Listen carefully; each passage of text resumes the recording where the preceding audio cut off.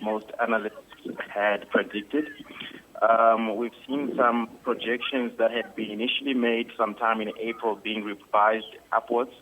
So the initial estimate was that we were going to import 758,000 tons of maize, but now they're expecting that we'll import around about 770,000 tons of maize.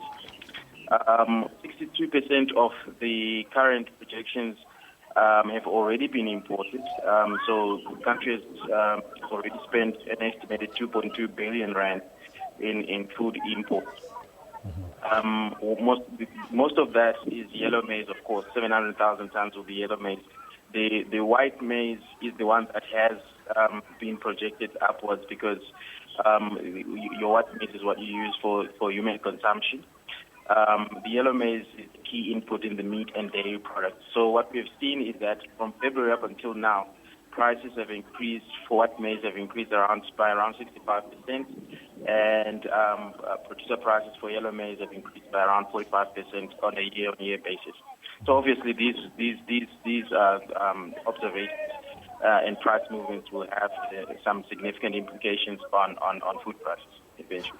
Now, there are also reports of the rise in prices of red meat because of the drought in the coming months. How true is that? That might not resonate with some of the sentiments in the industry because it's been reported that there is 68% more meat on the market already. And if we saw the messages that have come out of government in the past couple of days and weeks, they've been encouraging the slaughter of livestock as part of the measures to alleviate the devastating situation. So we will see supplies of meat in the market, and this obviously will mean that prices for meat will not increase. In fact, we will probably see them going sideways. Maybe to some extent, the festive demand for meat might also help to support prices, but we expect that in the short term, those prices will not shoot up as predicted by others. Just to summarize, so we'll have rising prices, we have more imports. What is the total economic impact on the agricultural sector? Wow, we've seen some analysts revising their growth forecasts. Some Twitter updates suggesting that you can knock out as much as 1% from the GDP growth.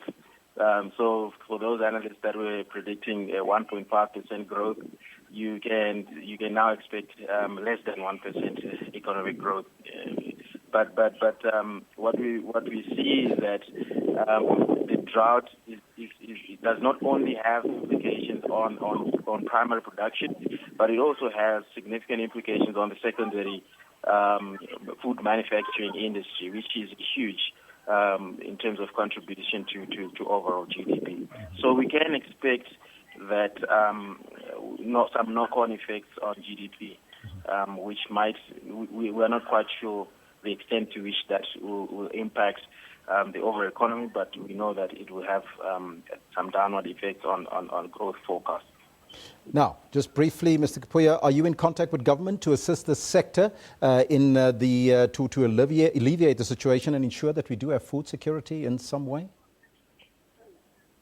There is always engagement between private sector and government, and in this particular situation, we've seen some efforts from private sector to talk to government regarding drought mitigation strategies.